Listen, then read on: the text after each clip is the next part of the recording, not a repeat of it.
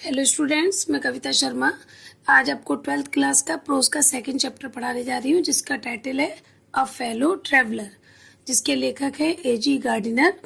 इस लेसन में लेखक ने अपनी एक ट्रेन जर्नी का वर्णन किया है, जिसमें वह अपने एक सहयात्री से मिलते हैं जो कि एक मच्छर है।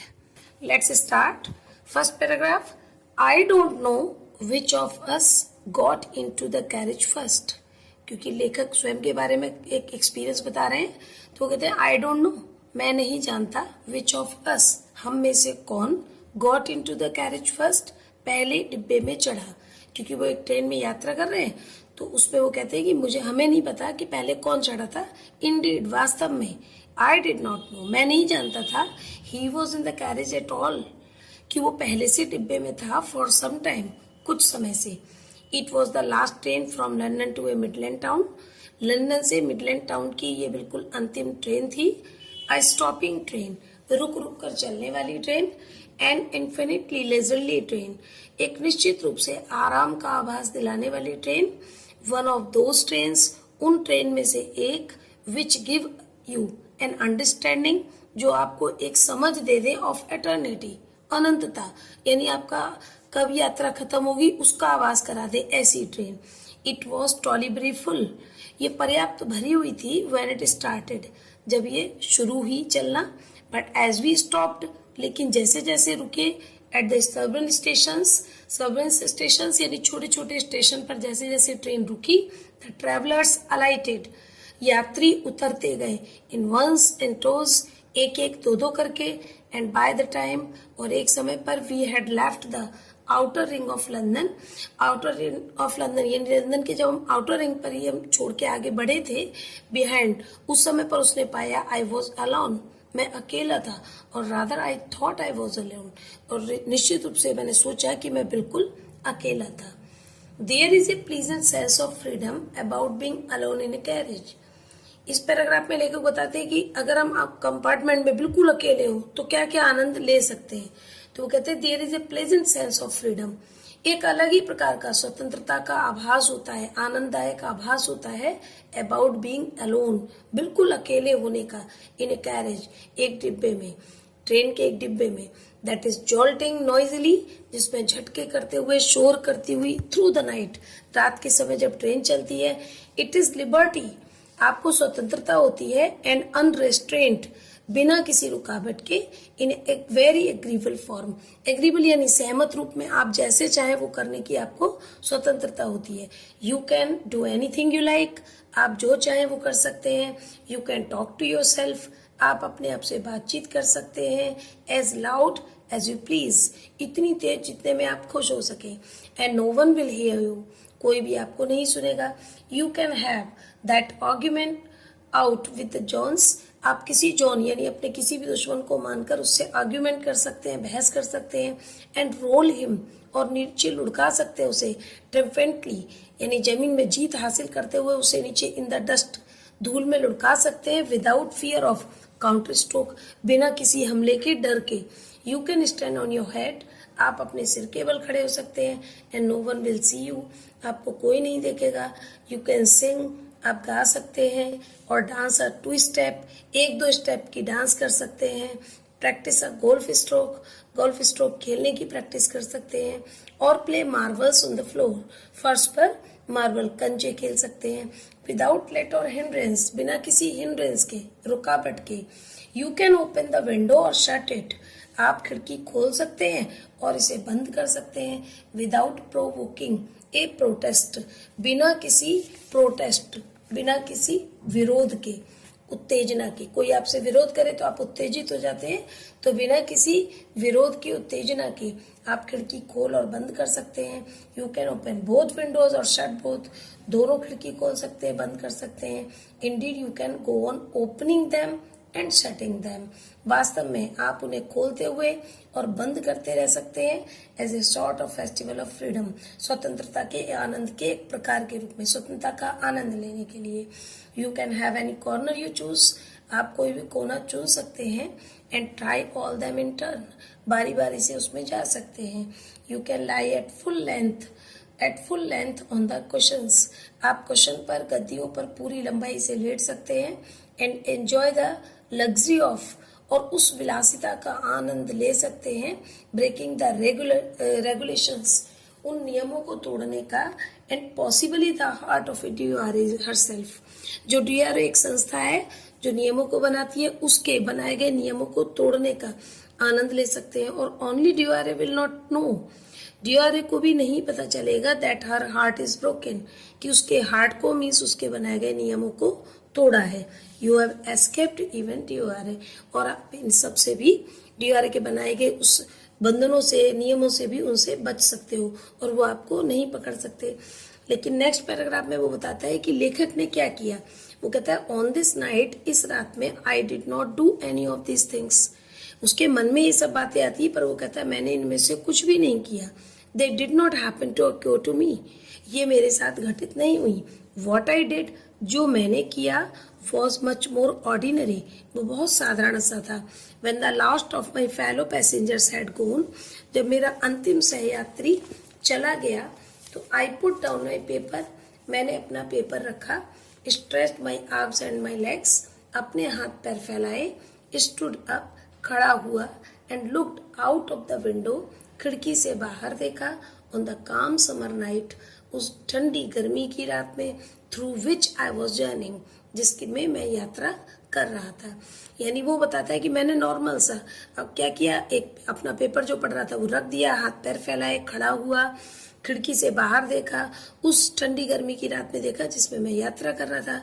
नोटिंग द पेल रेमिसेंस, अभी भी कुछ यादें सी बाकी थी। पेल मतलब पीले रंग का धुंधलापन सा छाया हुआ था ऑफ डे, दिन का, that still lingered in the northern sky, जो अभी भी उत्तरी आकाश में लिंगर्ड माने पड़ा था। दिन का कुछ धुंधलापन सा अभी भी आसमान में दिख रहा था।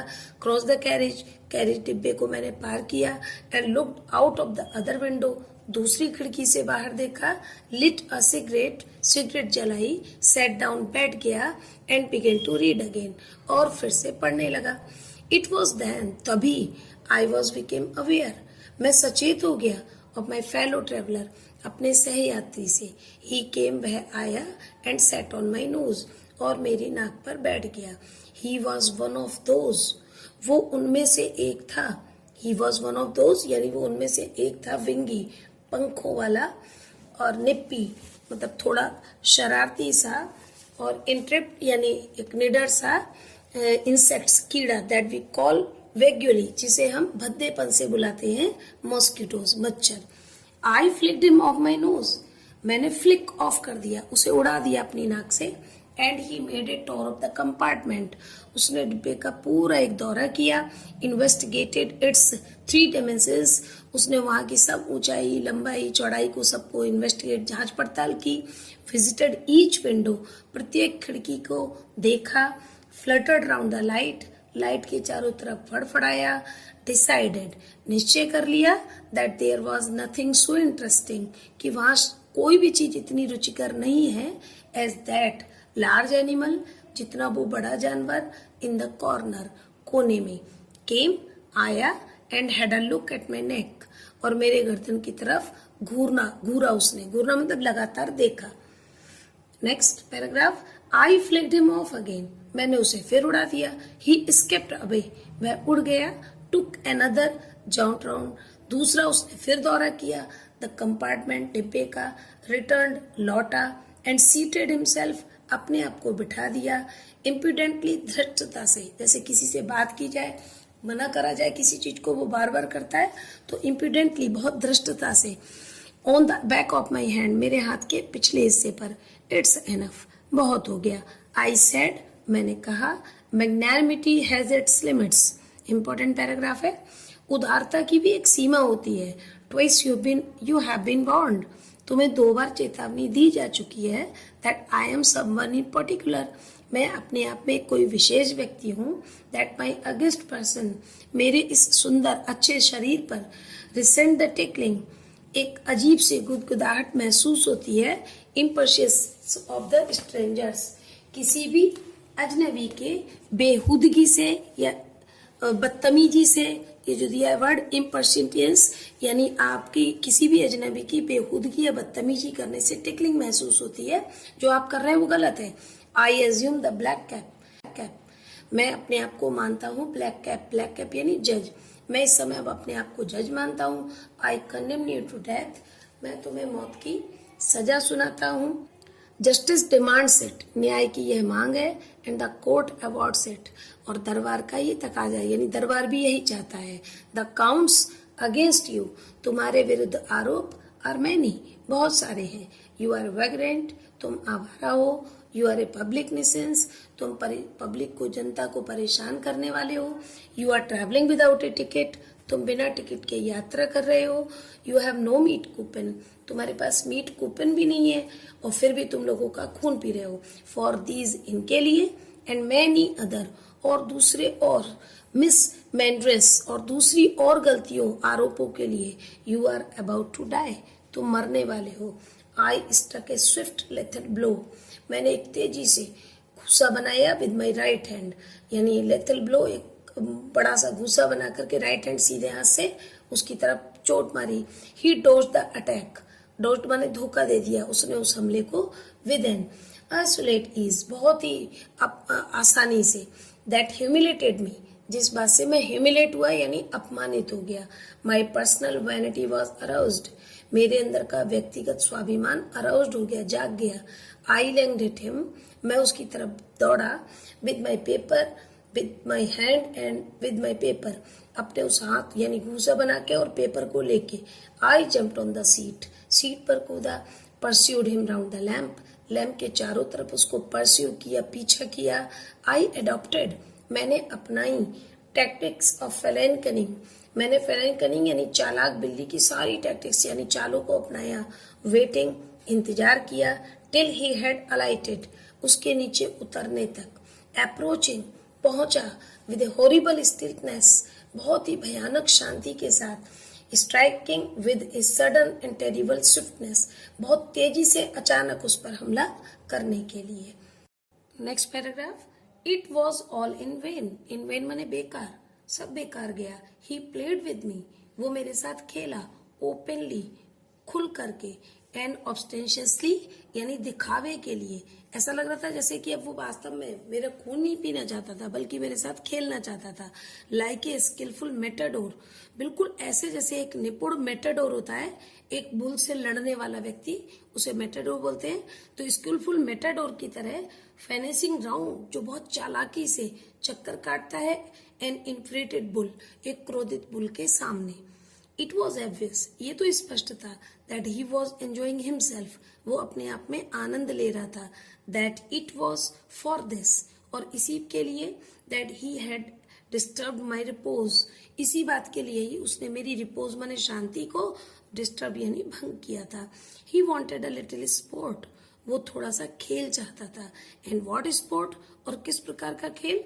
लाइक बींग चेस्ड, जिसमें पीछा किया जाए। By this huge lumbering windmill of a creature, इस बड़े से विशाल काय पवन चक्की जैसे प्राणी के आसपास घूमने का वो खेल करना चाहता था। हु टेस्टेड सो गुड, और वो प्राणी किसको कह रहा है, वो बड़ा सा पवन चक्की जैसा विशाल प्राणी, यानी लेखक अपने लिए कहता है कि उसके आसपास खेलना चाहता था। हु टेस्टेड सो गुड, जिसका टेस्ट भी अच्छा था।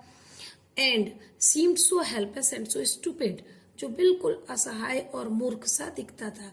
I began to enter into the spirit of the fellow, मैं अपने उस साथी के इन स्पिरिट में एंटर करने लगा, यानी अब मुझे उसके प्रति थोड़ा मैं उसके करीब जाने लगा। ही वॉज नो लॉन्गर, अब वो नहीं था मेयर इंसेक्ट, वो केवल एक कीड़ा नहीं रह गया था। He was developing into a personality, वो एक व्यक्ति के रूप में विकसित हो रहा था। एन इंटेलिजेंस, और इतनी बुद्धिमत्ता रखने वाला। दैट चैलेंज्ड, जिसने चुनौती दी थी। The position of this compartment, इस कंपार्टमेंट पर अपने अधिकार की। With me on equal term, जो मेरे साथ इस कंपार्टमेंट पर बराबरी के तौर पर जिसने मुझे चुनौती दी। आई फेल्ट माई हार्ट, मैंने महसूस किया अपने हार्ट को। वार्मिंग टूवर्ड्स हिम, उसके प्रति थोड़ा वार्म मतलब स्नेह, मुझे उसके प्रति कुछ स्नेह सा महसूस हुआ। And the sense of superiority, और मेरे अंदर को जो श्रेष्ठ अपने आप को समझने की भावना थी, फेडिंग, खत्म हो रही थी। How could I feel superior to a creature? कहते हैं कि मैं अपने आप को एक प्राणी से कैसे श्रेष्ठ महसूस कर सकता हूँ। Who was so manifestly my master, जो स्पष्ट रूप से मेरा गुरु या मेरा मालिक बन गया था। इन द ओनली कॉम्पिटिशन, उस प्रतियोगिता में, in which we had ever engaged, जिसमें हम अभी लगे हुए थे। वाई नॉट टू बी, क्यों ना मैं फिर से, वाई नॉट बी, क्यों ना मैं फिर से, मैग्नेनिमस अगेन, फिर से मैं उदार बन जाऊं, क्योंकि वो आगे वाले पैराग्राफ में बताते हैं, क्योंकि मनुष्य के सर्वश्रेष्ठ गुण के बारे में, कि magnanimity and mercy were the noblest attributes of man. उदारता और दया मनुष्य के सर्वश्रेष्ठ गुण हैं। In the exercise of these high qualities, इन दो उच्च गुणों का प्रयोग करके, I could recover my prestige, मैं अपने सम्मान को फिर से प्राप्त कर सकता हूँ। एंड एट प्रेजेंट, इस समय पर, I was a ridiculous figure, मैं एक हास्यास्पद, जिस पर हंसा जाए, ऐसी वस्तु बन गया हूँ। A thing for laughter and derision, जिस पर हंसा जाए और डिरिजन यानी उपहास किया जाए।